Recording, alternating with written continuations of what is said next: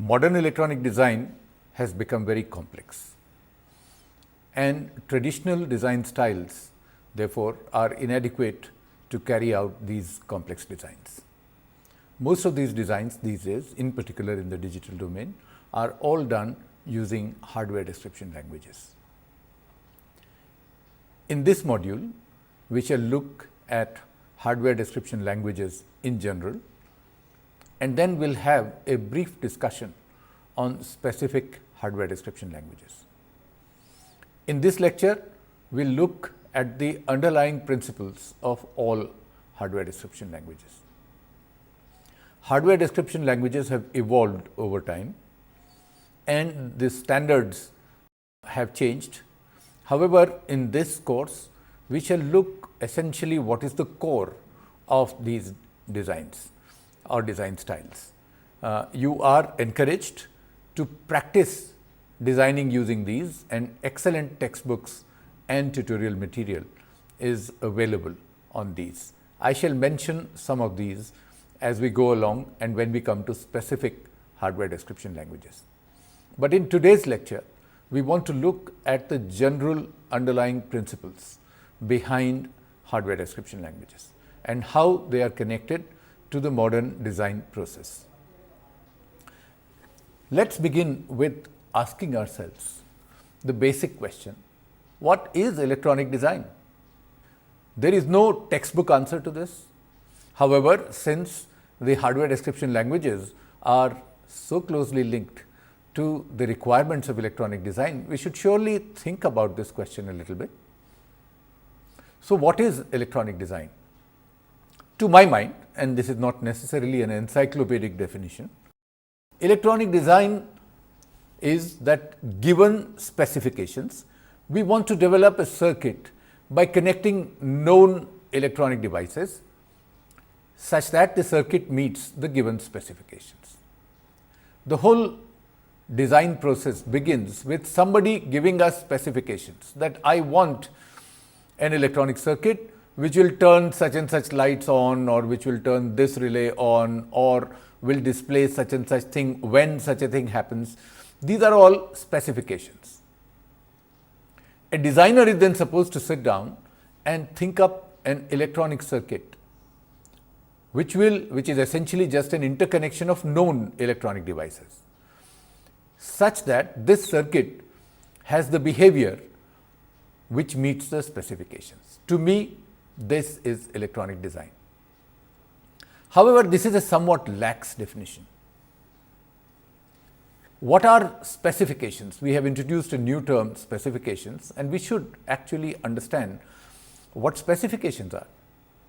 Specifications refer to the description of the desired behavior of the circuit.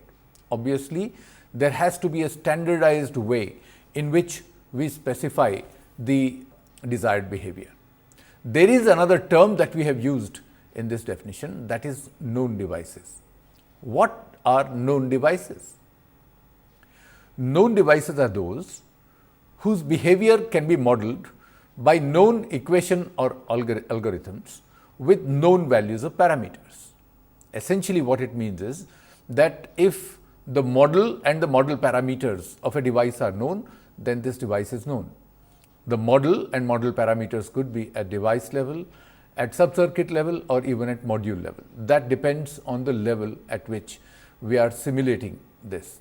Once we have the model equations, then we can put many such known devices together, and since we know the behavior of each one of these components and indeed the way that they are interconnected, given a good enough simulation program, we can now predict the behavior of this interconnected circuit, and then we can see whether the behavior of this interconnected circuit is the same as the specifications.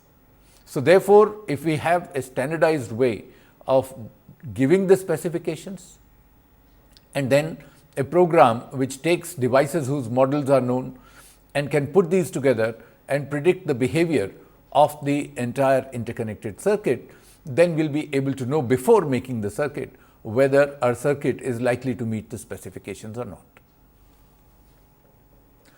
So, therefore, in some way Electronic design is really the process of converting a behavioral description. What is a behavioral description? It describes what happens when kind of things, to a structural description. What is a structural description? What is connected to what and how. So, we begin with specifications, which is nothing but a behavioral description. It says that if the door is opened, then the light comes on or whatever. So, that is a behavioral description, what happens when kind of description. And the process of electronic design is the conversion of this kind of description to an equivalent description of electronic devices and their connection, which is a structural description. After conversion to structural description, we may need to do one more step, which is physical design, which involves choosing device sizes, placement of blocks, routing of interconnect lines, etc. This part is already done for us if the design is on an FPGA. On the other hand, if we want to design an ASIC or indeed a custom circuit, then these parts will have to be explicitly done. However, most of the work of design is essentially converting this specification to an interconnection. So, what's the problem with this then? What is the main challenge? The main challenge for modern electronic design is that the circuits being designed these days are extremely complex. It's not so easy to take this huge complex specification and to translate it to a circuit. And while IC technology has moved at a rapid pace, capabilities of human brain have remained the same. There is no scaling of the human brain. And we cannot handle too many objects at the same time. Therefore, we must break down a complex design into a small number of manageable objects. At this time, we don't know how to design these objects. However, we can set down the specification of what each one of these objects will do. Then we see that if we had such objects, what would the interconnection of such objects will do? Will it meet the specifications or not? At the end of it, if each object is still too complex to handle, the above process has to be repeated recursively. That means we take the object and then divide it down into sub-modules as we did for the whole circuit. And we continue this process till we find that the whole description contains only the known devices. So, in other words, initially we design this circuit by breaking down into modules, and these need not be known objects. These are some things which are yet to be designed. However, for example, you might take a microprocessor. The microprocessor might be thought of as a combination of registers, ALUs, bus interface unit, instruction decoder, or what have you. Right now, we don't know how to design the instruction decoder or the register file or the bus interface unit or what have you. However, we can write down that we intend to design an ALU, which has essentially the capabilities which we desire. The bus interface unit should have such and such behavior, and assume that in due course we will have the design of these things done. So, we can pretend that these modules are in fact known devices. Currently they are not, but it is reasonable to assume that they are known devices. We have a behavioral model of these, and we can treat these as known devices. Then we complete the circuit design as if these known devices were available. Once the circuit works to our specifications, we are happy with it.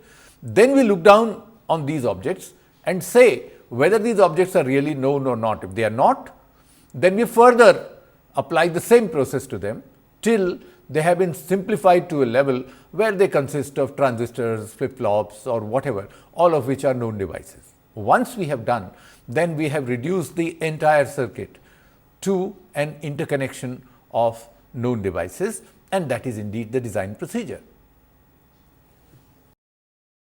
However, the complexity is high, and therefore systematic procedures have to be developed to handle this complexity. So, how do we learn how to handle this complexity? And we can take a page out of the software designer's book. After all, very complex software has been written for quite some time. What have they done? Well, we must adopt hierarchical design. We have already seen an example of this. That means you design the circuit in terms of modules, then design these modules in terms of sub-modules and so on. So, there is a hierarchy of complexity. The architecture must be modular. That means the changes to one particular module should not affect the design of other modules.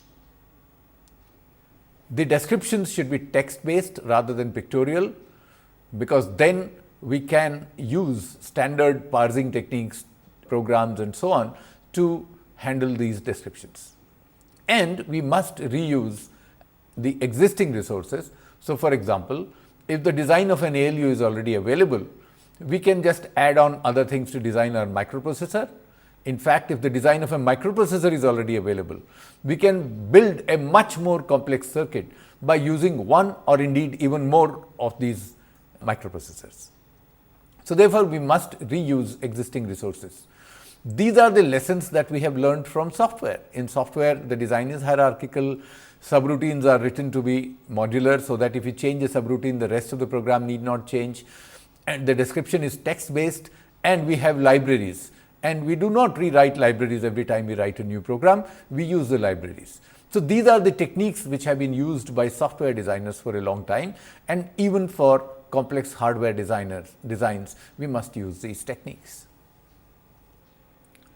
So, how is the hierarchical design carried out? We have agreed that the design process has to be hierarchical. A complex circuit is then converted to a structural description of blocks which have not yet been designed. We had just discussed this. However, these blocks can be described behaviorally. They have not been designed, that means their structural design is not known. But their behavior, that means their specification has been set down. So, at this stage, the complex circuit is converted to a structural description of blocks which have not yet been designed, but whose behavior can be described. Each of these blocks is then designed as if it was an independent design problem of lower complexity. This process is continued till all blocks are broken down into known devices. It is essential that any departure from proper operation is detected early when the complexity level is low. Therefore, once we go from one level of hierarchy to a next more detailed hierarchical level, at that time we must make sure that everything works properly at the less complex hierarchy level. And therefore, if we have to design a language which will handle all these tasks, then the hardware description language must be able to simulate a system whose components have been designed to different levels of detail. For example, I have a circuit.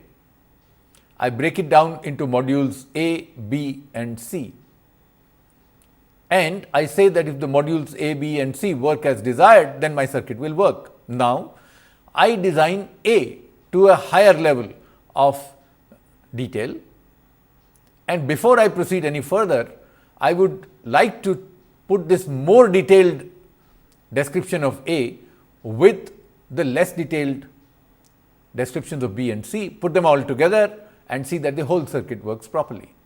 Therefore, the hardware description language must be able to simulate a system whose components have been designed to different levels of detail. However, let us not get carried away in emulating software. After all, hardware is different from software.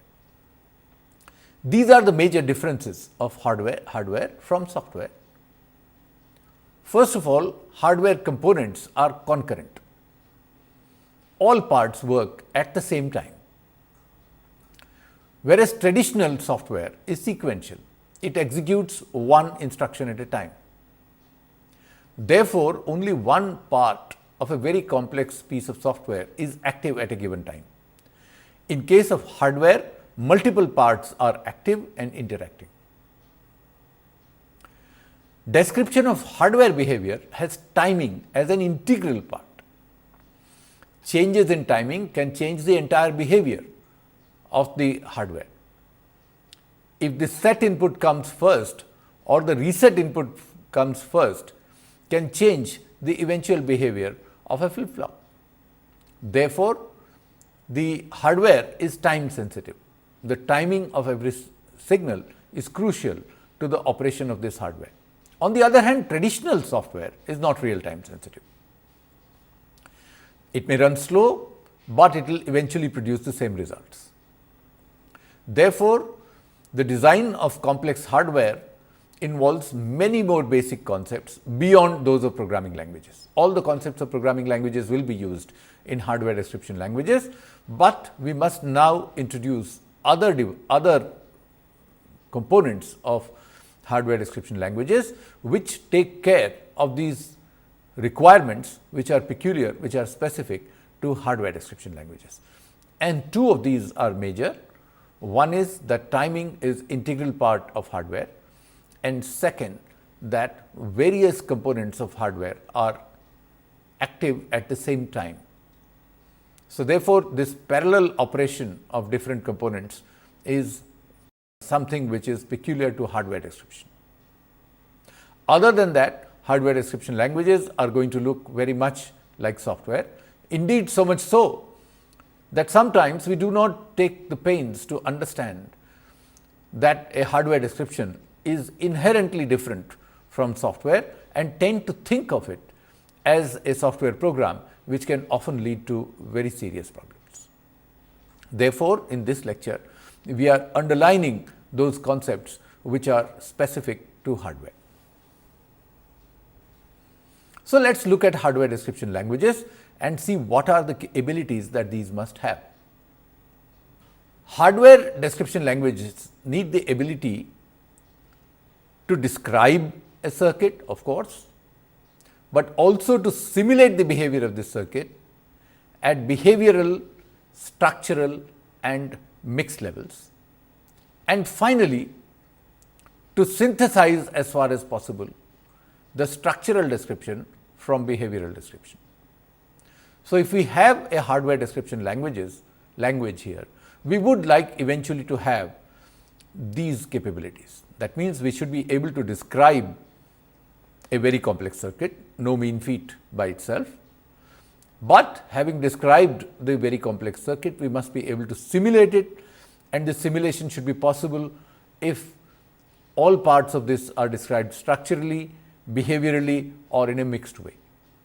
Also, once the description is in a standardized form which design tools can understand, then all the mechanical work of converting a behavioral description to structural description should be done by a program to the extent possible, and this activity is called synthesis. When hardware is described specifically in a particular way, which permits a synthesizer to convert this behavioral description to structural description, then that kind of design is called synthesizable hardware description. Not all description needs to be synthesizable. However, much of useful hardware design must be synthesizable.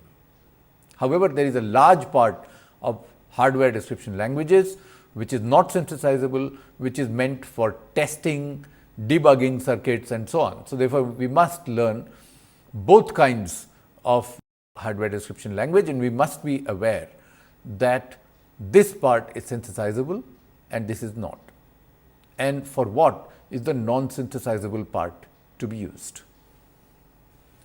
The basic concepts involved in hardware description language are timing, concurrency, because we have seen that the part which is peculiar to hardware is that different components of this are working concurrently, and the hardware simulation process, which itself involves several stages. These stages are analysis, that means you analyze the given description; elaboration, that means you build up the circuit from the components that have been described; and finally, the simulation. The simulation step itself needs two distinct phases. First is signal update. That means you bring the signals to their current values. And because signals have changed, you must find out which components of this very complex circuit need resimulation and resimulate only those. This resimulation will cause changes in signal values, and therefore you will go around this loop, updating signals at every time and then resimulating only those components of the circuit which need resimulation. So, this is how the simulation will proceed. It will proceed in a loop and in phased manner. That means all signals will be updated first, then we will analyze these updated signals to say which signals have changed, and if inputs have not changed, the output will not change. Therefore, those parts of the complex circuit description need not be re-awoken. However, when the inputs have changed, we must go to those blocks which must be resimulated, resimulate only those blocks and find out as a result of this resimulation which signals will now change. So, this whole cycle continues till the circuit settles down to its final values. We shall actually see a tutorial of this, because it is very important to see this for a very simple circuit, to see exactly what is going on behind the scenes when you use hardware description languages. And what are hardware description languages used for? Well, these are used for description and description of interfaces, description of behavior and description of structure. These are also used for describing test benches, which essentially test the circuit to see whether it meets specification or not. And these are also used for synthesis, where if we have been careful in our description of the circuit, then rather than we reducing the behavioral description to a structural description, a program can be let loose on this description, and a program itself will convert this behavioral description to a structural description. Let us look at the basic components which are different from software in a little more detail, and timing is one of those. So, let us look at delays and see how delays are actually handled in hardware description languages. How do we describe delays? Well, the actual syntax is not material at this stage. When we look at specific description languages, then we will look at the syntax. Right now, the syntax need not bother us. However, we choose some specific syntax here. This happens to be VHDL syntax, and see how do we describe delays. So, I have an input signal in hardware, and I want to describe this delay of 30 microseconds, let us say, and the output is essentially the signal when it has been delayed by 30 microseconds. We need to examine this very important question, that is this description unambiguous. Let us see why I raise this question, that indeed that this very simple description could at all be ambiguous. So, let us implement this delay in a circuit, and here is a circuit. Notice that this circuit is not all digital. This delay part is in fact analog, and these waveforms are somewhat stylized.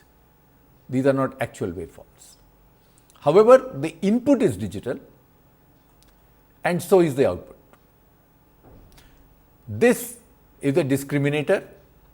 It looks at the voltage at level X, and if it is below some threshold, it outputs a digital 0. If it is above some threshold, it outputs a digital 1. Assume, and the values of this delay element R and C are so adjusted that we get an overall delay of 30 microseconds. Now, assume that we apply an input to this black box. Inside the black box is this circuit. Our black box of delay equal to 30 microsecond has this circuit, and we apply to that circuit this waveform. This waveform has a pulse which is much narrower than 30 microseconds, and another pulse which is much wider than 30 microseconds. and let us figure out in our minds what is expected to happen. When the input is held at 0, then of course this capacitor is already discharged initially and it remains at 0. So, the input remains at 0. As the input rises to 1, it starts charging this capacitor through this resistor. However, the time constant of this is large and the pulse is relatively narrow. As a result, the charging process has not proceeded too far when the pulse actually comes down. Because the pulse comes down, this point is now connected to ground and therefore the capacitor starts discharging. So, the capacitor discharges. As I said before, this diagram is somewhat stylized. The actual waveforms will be exponential charge and exponential discharge, as you very well know. At this point, the wider pulse arrives and the capacitor starts charging again. And because the pulse is wide enough, this charging will now be complete. When the pulse goes down, the capacitor will start discharging, and if this level lasts long enough, the discharging will be complete. Along this charging and discharging waveform, we will pass that discrimination level of this discriminator. As long as the voltage is below that discrimination level, the output will remain at 0. However, as soon as the voltage exceeds that discrimination level, the output will become 1, and it will remain 1 as long as the voltage at the input, that node X, remains higher than the discrimination level. Once it falls below the discrimination level, then the output will come down to 0. As a result, we can expect to get a pulse like this at the output. Notice that the input is fully digital and so is the output. This point X is completely internal to that black box. And what has happened? Well, the narrow pulse has vanished, but the wide pulse appears in a delayed form as we wanted. Okay? This vanishing of the narrow pulse is somewhat unexpected. It is not clear from the description whether this is desired or not. We could have just as well implemented that delay in a different way. So, here is our black box again, and somehow we are able to see inside this black box. And what do we find inside that black box?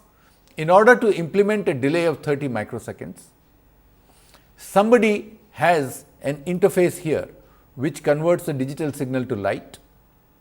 This light is coupled to a long optical fiber which introduces a delay of 30 microseconds. And there is an output circuit which converts this light back to a digital circuit. What do you think will happen now? This input, this narrow pulse, will result in a narrow flash of light. This wide pulse will result in a wider flash of light. And both these flashes will arrive here 30 microseconds later.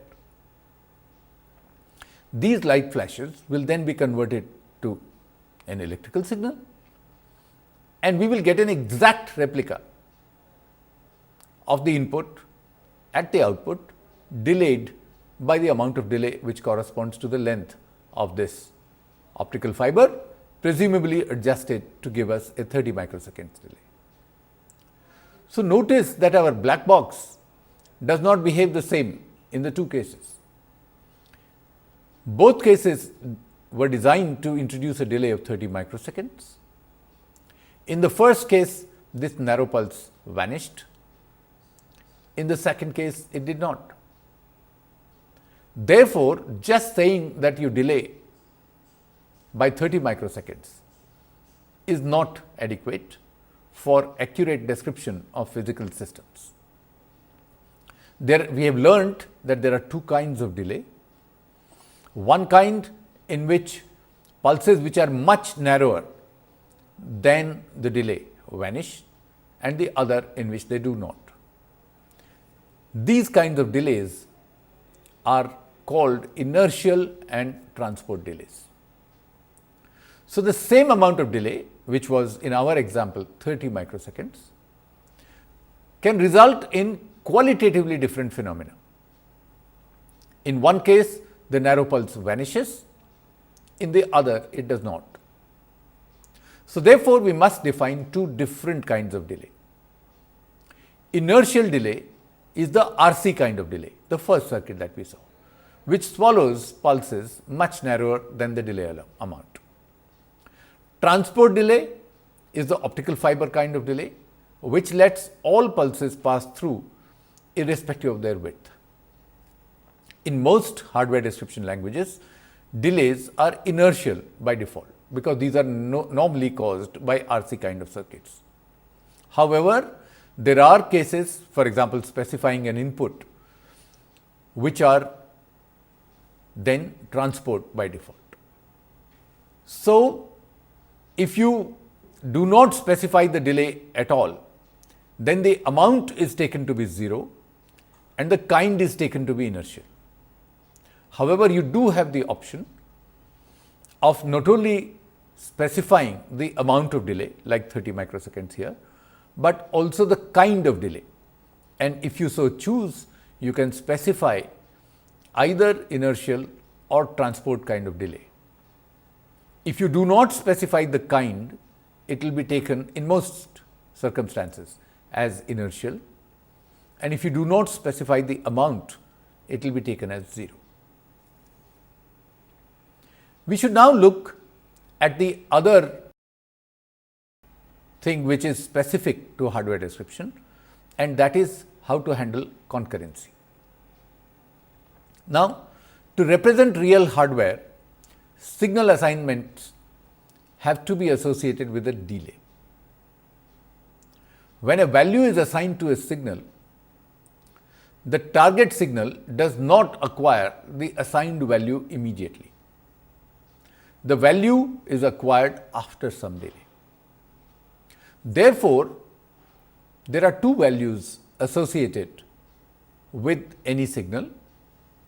One is its current value, and the other, which is potentially different. It could be the same, it could be different, but which is potentially different, is the value that it will acquire in near future. That means, when you assign a new value to a signal, it does not acquire this new value immediately. Indeed, you put a marker on that signal saying after this much delay, this signal should acquire this value. This marker is called a transaction. Thus, when an assignment is made, we imply that the target signal will acquire in future, will acquire this value after so much delay of this type. So, the acquisition of a new value is not automatic.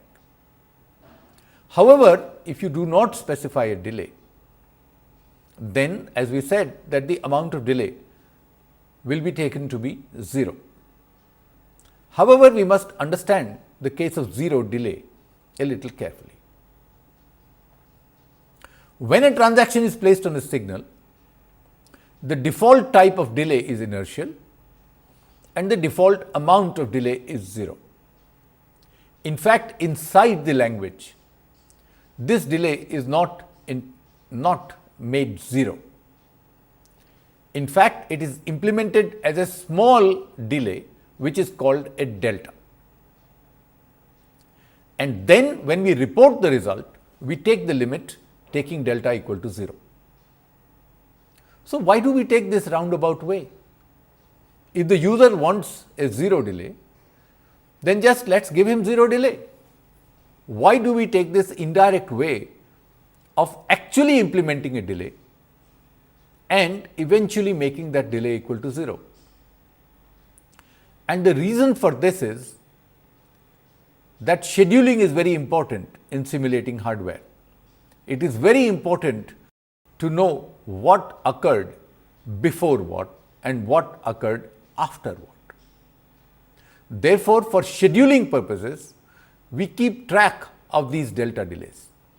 Something might occur at time t, something with a 0 delay will cause a signal change, and that signal change will take effect at t plus delta.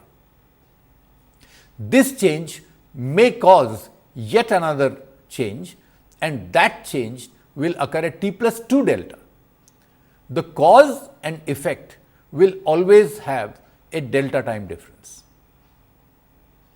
Therefore, if we ever have to resolve which signal is earlier and which is later, which is important at times, then internally we always know which was the cause and which is the effect, which signal arrived a delta time earlier and which signal arrived a delta time later. Finally, when we report back to the user what is happening, the user always wanted 0 delay, and it is only at this time that we put delta equal to 0 and report the final results as if delta was 0. But internally, we keep track of all these deltas and treat as if delta is non-zero. Remember, the actual value of delta is unimportant. It is some infinitesimally small time. The only point which matters is at how many deltas did this signal acquire its value, so that we can do a time ordering. The time ordering of signals is indeed very important in hardware description languages. And as long as events are ordered in time, things are fine. If the user doesn't want to specify a delay, so be it, we shall order it in time using delta delays. So, this concept is very specific to hardware description languages. You will not see such a concept in any programming language. And indeed, lack of understanding of hardware description languages very often springs from the lack of understanding of this delta delay concept. Now, let us see how we handle concurrency. Concurrency is handled by following an event-driven architecture. So, in a concurrent system, many things can happen at the same time. It is not as if one latch is being set, many signals might change at the same time. However, since we will be writing a hardware description language which will run on a computer, we can efficiently handle only one thing in real time at a given time. Therefore, we need to control the passage of time. In simulation, we are doing various things one after the other, but we want it to appear as if all the things appeared at the same time. Therefore, we need to control the passage of time, and we manage it by treating the time as a global variable. Things which happen simultaneously are in reality handled one after the other, but we keep the value of this global variable time the same. Then the time value is incremented explicitly after all the events which occur at the current time have been handled. So, in other words, the actual time as it passes when the program is running has no value whatsoever as far as the simulation time is concerned. The simulation time is changed discretely. It is brought to a level, then in whatever time that it takes in real life, we handle all the events which are said to have occurred at this time, and then we increment the time value inside. The variable time is incremented to the next time value. Therefore, as far as the results of simulation are concerned, it appears that all the previous events before incrementing the value of the time occurred at the same value of time. Obviously, the value of the time variable represents the time during the operation of the concurrent system and has nothing to do with the actual time taken by a computer to simulate the system. You may have a slow computer, you may have a fast computer, and the actual amount of time taken to simulate may be different. We are not talking of that time. We are talking of the time which is being simulated for the behavior of the circuit. Okay? And that is handled in this special way. So, let us see how hardware simulation then proceeds. We have given a description in a text form conforming to a particular syntax described by some hardware language. So, the first step is when we want to run that simulation, the syntax of this hardware description is checked and interpreted. Only if the syntax is correct and makes sense to the language that we will proceed to the next step. The next step is called elaboration. This is a preparatory step which sets up a hierarchically described system for simulation. So, there are many things which are done at this level. Even though the description follows a hierarchy, we flatten the hierarchy because eventually the circuit is the same. The circuit does not know that it was designed following this hierarchy. The circuit is the final circuit. So, we flatten the hierarchy. For structural descriptions, components are expanded till the circuit is reduced to an interconnection of simple components which are described behaviorally. And then we set up data structures which describe sensitivity lists of all elemental components. So, we know which component receives which signals as the input, and this sensitivity list says that if this signal changes, then re-simulate this component. Remember, the circuit is very complex and we cannot afford to simulate all components at all the time. We re-simulate only those components whose inputs have changed, or in other words, if there is a change in a signal to which this particular component is sensitive. And only after analysis and elaboration, the simulation is actually carried out. The simulation itself is a two-step process as I had described earlier. So, what does analysis do? It checks for syntax and semantics. Syntax is the grammar of the language, semantics is the meaning of the model. You analyze each design unit separately. You place analyzed units in a working library and generally in an implementation dependent internal form to enhance the efficiency. Remember, your description was a text description and it need not be kept in this form. Then you go to elaboration. This step builds up a detailed circuit from a hierarchical description. You flatten the design hierarchy. You create ports which are interfaces with other blocks, create signals and processes. For each instantiated component, you copy the component template to this particular instance. Remember, you may not have just one flip-flop. You describe a flip-flop for once, and now you may place say 20 flip-flops in your circuit. Each instance is different. The description occurs only once, but the actual copying has to be done at the elaboration level. You are elaborating the entire circuit.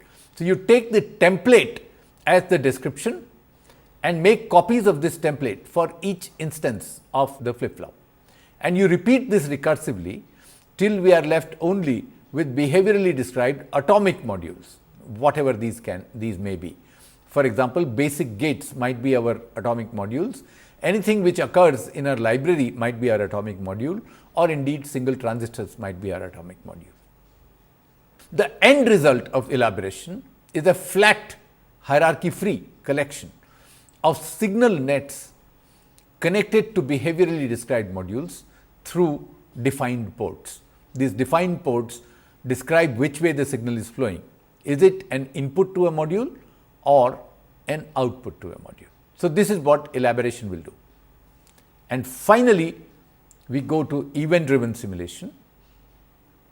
We maintain a time-ordered queue of signals which are waiting to acquire their assigned values.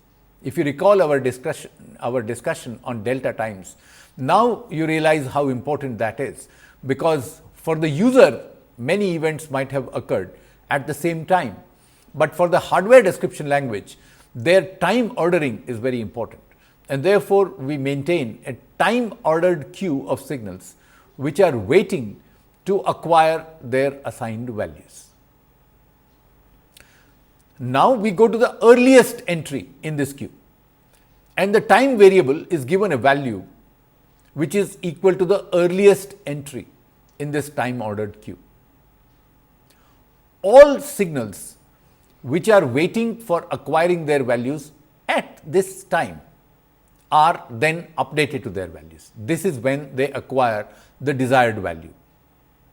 So, therefore, all these updates or transactions were kept in this time ordered queue, and then we take up one time instant at a time. Look up all the transactions which were placed for this time, and these transactions now fructify. That means these signals actually acquire the value which they were assigned perhaps at an earlier time. After updating these values, we notice which values have changed. And if this updating results in a change in the value of a signal, then we say that an event has occurred on this signal. This is very important, because only if a signal has changed that we want to resimulate a part of the circuit. We maintain, as I had said earlier, a sensitivity list. During the elaboration phase, we determine which pieces of hardware are affected by or are sensitive to which event, and this is called a sensitivity list. The data structure is optimized for reverse lookup. While describing, we describe hardware, and then the hardware is sensitive to certain inputs. But we keep the data in the opposite way. That means, if we know that an event has occurred, we can go back and look up all the pieces of hardware which were sensitive to this event. So, that means, given an event, one can quickly get a list of all hardware which is sensitive to this event. Notice that hardware could be sensitive to a particular kind of change. For example, you could have a flip-flop which is sensitive to a rising edge of the clock and not a falling edge. So, therefore, if the event is for a 1 to 0 transition, the hardware does not bother about it. But on the other hand, if the change is from 0 to 1, then this hardware would like to reassign new values to its output. So, in short, we have a sensitivity list. The sensitivity is to particular events, and then whenever an event occurs, we have an efficient data structure which then goes around looking for all pieces of hardware which are sensitive to this event which has currently occurred. When this event has occurred, then all pieces of hardware which are sensitive to this event are resimulated. The resimulation will then result in further transactions. So, the simulation cycle consists of the following. The time variable is advanced to the earliest time entry in the time ordered queue of transactions. Then we entered the update phase, in which all signals which were to acquire their values at the current time, and then so we update their values and then delete them from the queue, because after all we have updated their values. Then we enter the event handling phase. So, remember, all updates are done before you enter the event handling phase.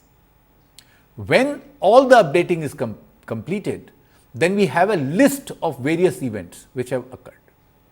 And it is only when we have prepared this list that we enter the event handling phase.